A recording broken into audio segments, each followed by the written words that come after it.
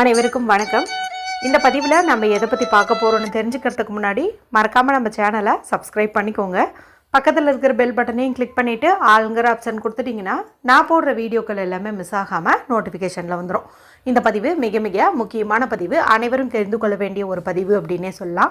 இன்றைக்கி நமக்கு அற்புதமான சக்தி வாய்ந்த ஒரு நாளாக அமைஞ்சிருக்குதுங்க. உங்களுடைய தீராத கஷ்டங்கள் நீங்குவதற்கும், கடன் பிரச்சனை நீங்குவதற்கும், உடம்புல ஏதாவது ஒன்று மாற்றி ஒன்று பிரச்சனைகள் வந்துக்கிட்டே இருக்குது அப்படிங்கும்போது அந்த நோய்கள் நீங்குவதற்கும் அற்புதமான ஒரு முறை குறித்து தான் இந்த பதிவில் நம்ம பார்க்க போகிறோம். ஸோ எல்லாருமே இதை செஞ்சு பாருங்கள். நிச்சயம் உங்கள் வாழ்க்கையில் நல்ல பல மாற்றங்கள் ஏற்படும். இன்று பிப்ரவரி மாதத்தின் 14ஆம் தேதி, மாசி மாதத்தின் 2ஆம் தேதி, நிறைஞ்ச சனிக்கிழமை. இந்த சனிக்கிழமை நாளில் நமக்கு மாசி மாதத்திற்குண்டான தேய்பிறை பிரதோஷமானது இருக்குதுங்க. பொதுவாகவே தேய்பிறை பிரதோஷம் அப்படிங்கிறது நம்ம வாழ்க்கையில் இருக்கக்கூடிய தீர வேண்டிய தேய வேண்டிய பிரச்சனைகள் எல்லாம் நம்மளை விட்டு நீங்கள் வைக்கக்கூடிய ஒரு நாள் அப்படின்னு சொல்லலாம்.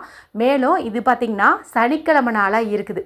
சனிக்கிழமை நாளில் வர பிரதோஷம் அப்படிங்கிறது ரொம்ப ரொம்ப சக்தி வாய்ந்தது அப்படின்னே சொல்லலாம். இதை நம்ம சனி மகா பிரதோஷம் அப்படின்னே சொல்லலாம்.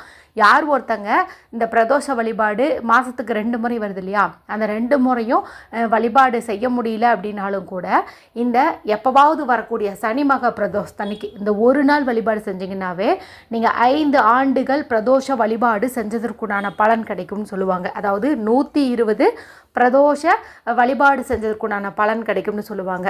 அதுவும் மாசியில் வர இந்த பிரதோஷம் ரொம்ப சிறப்பு. ஏன்னா மாசி மாதத்தில் தான் சிவராத்திரியும் வரும். அதனால் மகத்துவம் வாய்ந்தது அப்படின்னே சொல்லலாம். ஏற்கனவே இந்த அற்புதமான சனி பிரதோஷ நாளில் செய்ய வேண்டிய விஷயங்கள்னு 2 பதிவுகள் நம்ம சேனலில் வீடியோவாக போட்டிருக்கிறேன்.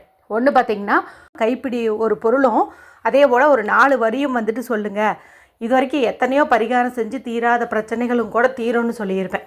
அடுத்து இன்றைக்கி காலையில் ஒரே ஒரு மஞ்சள் நிற பொருளை நீங்கள் இன்றைக்கி தானம் கொடுத்தீங்க அப்படின்னாவே 120 பிரதோஷ வழிபாடு செஞ்சதற்குண்டான பலன் கிடைக்கும். கஷ்டங்கள் நீங்கி 16 செல்வங்களும் வீடு தேடி வரும் அப்படின்னு போட்டிருப்பேன். இந்த 2 வீடியோனுடைய லிங்க்கும் எண்டு ஸ்க்ரீனில் கொடுக்குறேன். பார்க்காதவங்க பார்த்து பயன்படுத்திக்கோங்க. மேலும் இப்போ பிப்ரவரி 15, அதாவது நாளைய நாளில் நமக்கு மகா சிவராத்திரி இருக்குது. கூடவே அபிஜித் நட்சத்திரமும் இருக்குது. இந்த நாளில் அபிஜித் நட்சத்திர நேரத்தில் ஒரு குறிப்பிட்ட இலையில் நீங்கள் தீபம் ஏற்றும் போது உங்களுடைய பண கஷ்டம், மன கஷ்டம் எல்லாமே நீங்கன்னு சொல்லலாம். அதனுடைய லிங்க்கையுமே எண்டு ஸ்க்ரீனில் கொடுக்குறேன், பார்த்து பயன்படுத்திக்கோங்க. இப்போ இந்த பதிவு எதற்கானதுன்னு பார்த்தீங்கன்னா, இன்றைக்கி கோவிலுக்கு போனால் நல்லது அப்படிங்கிறது தான் நான் எல்லா பதிவுகள்லையும் சொல்கிறேன். இருந்தாலும் ஒரு சிலரால் இன்றைக்கி கோவிலுக்கு போக முடியாது. காரணம் அவங்க பீரியட்ஸாக இருக்கலாம், இல்லைனா அவங்க ஊரில் கோவில் இல்லாமல் இருக்கலாம், இல்லைனா ஆஃபீஸில் அந்த டைமில் ஒர்க் பண்ணிகிட்டு இருக்கிற மாதிரி இருக்கலாம். எதுவாக இருந்தாலும் சரி, எல்லோரும் பயன்படுத்திக்கிற மாதிரி ஒரு விஷயம் கொடுத்து தான் இப்போ நம்ம பார்க்க போகிறோம். இதை நீங்கள் இன்று மாலை 4:30 6 மணி சரியாக பார்த்திங்கன்னா இந்த 1.5 மணி நேரம் தான் பிரதோஷ நேரம். இந்த பிரதோஷ நேரத்தில் 27 முறையோ அல்லது 108 முறையோ நான் சொல்லக்கூடிய இந்த ஒரு வரியை மட்டும் நீங்கள் சொன்னாலும் சரி, எழுதினாலும் சரி, பலன் நிச்சயம். ஒருத்தங்களுக்கு எழுதுகிற அளவுக்கு டைம் இருக்கும், அதனால் எழுதுங்க. இல்லைங்க எனக்கு எழுதுகிற அளவுக்கு டைம் இல்லை, நான் சொல்லலாமான்னு கேட்டால் தாராளமாக சொல்லுங்கள். ஆனால் மனதை ஒருநிலைப்படுத்தி எல்லா கஷ்டங்களும் நீங்கணும்னு சிவபெருமான மனதார வேண்டிக்கிட்டு இதை நீங்கள் சொல்லவோ எழுதவோ ஆரம்பிங்க. முதல்ல உங்களுடைய கஷ்டங்கள் எல்லாத்தையுமே சொல்லிவிட்டு அதெல்லாம் நீங்குவதற்காக தான் நான் இதை பண்ணுறேன் அப்படிங்கிறத நீங்கள் சொல்லிவிட்டு அதன் பிறகு எழுதுங்க. எழுதுகிற மாதிரி இருந்தால் ப்ளூ கலரில் இங்கு வர மாதிரி பேனாவே நீங்கள் பயன்படுத்திக்கலாம். இல்லை ரெட் கலர் வச்சுருக்கிறீங்க அப்படின்னா இன்னும் சிறப்பு, நீங்கள் ரெட்டு கூட எடுத்துக்கலாம். சொல்கிறவங்க அப்படி சாதாரணமாக சொல்லிக்கலாம். என்னென்னா சொல்லும்போது ஒரு டம்ளர் தண்ணீரை நீங்கள் பக்கத்தில் வச்சுக்கிட்டு சொல்கிறதுங்கிறது இன்னும் கூடுதல் பலனை கொடுக்கும். ஏன்னா நான் சொல்லிக்கிறேன் இல்லையா, தண்ணீருக்கு நம்ம சொல்கிறதெல்லாம் உட்கிரகிச்சக்கூடிய சக்தி உண்டுன்னு. அப்போ நீங்கள் சொல்லக்கூடிய இந்த ஒரு வரியானது ரொம்ப சக்தி வாய்ந்ததாக இருக்க போகிறதுனால இதனுடைய எனர்ஜி முழுமையுமே பார்த்திங்கன்னா அந்த தண்ணீருக்குள்ளே இறங்கும். அந்த தண்ணீரை நம்ம குடிக்கும்போது உடலுக்குள்ளேயே அந்த சக்தி போகும். அதுக்காக தான் சொல்கிறது. அதனால் முடிஞ்ச அளவுக்கு தண்ணீரை பக்கத்தில் வச்சுட்டு இதை சொல்லுங்கள். சரி, இது என்ன அப்படின்னு பார்த்தரலாம். ஓம் ருத்ராய தேவாய நமக. ஓம் ருத்ராய தேவாய நமக. ஓம் ருத்ராய தேவாய நமக. பார்த்திங்களா, ரொம்ப ரொம்ப சிம்பிளாக இருக்குது இல்லையா, ஒரே ஒரு வரி தான். இந்த ஒரு வரியை நீங்கள் 108 முறை சொல்லிவிட்டு அதன் பிறகு உங்கள் முன்னாடி வச்சுருக்கிற தண்ணீர் நீங்கள் குடிச்சிக்கோங்க. அல்லது எழுதுறதுன்னா எழுதிருங்க.